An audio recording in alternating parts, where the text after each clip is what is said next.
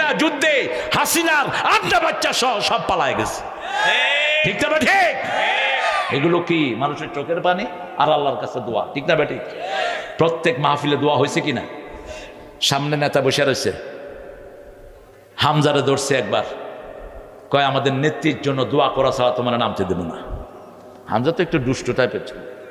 হামজা কয় আল্লাহ আতিনা ফিদ দুনিয়া হাসিনা ওয়া ফিল আখিরাতি হাসিনা ওয়া কিনা আযাবান নার।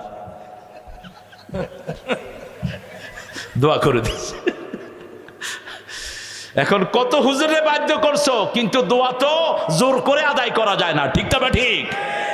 ওই যে জোর করে আদায় করার জন্য হুজুর নিছো 15ই আগস্টে, হুজুরে দোয়া করতেছে আল্লাহ 15ই আগস্টের খুনিদেরকে জান্নাতুল ফেরদাউস দিয়ে দিন।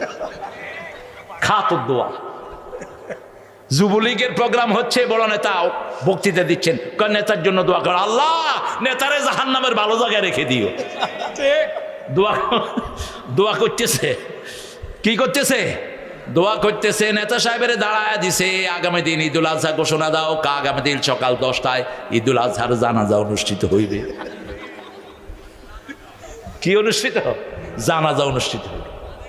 আপনি জিব্বা আল্লাহ কন্ট্রোল করেন, এই জন্য শুরুতে শেষে প্রশংসা করতে হবে কার?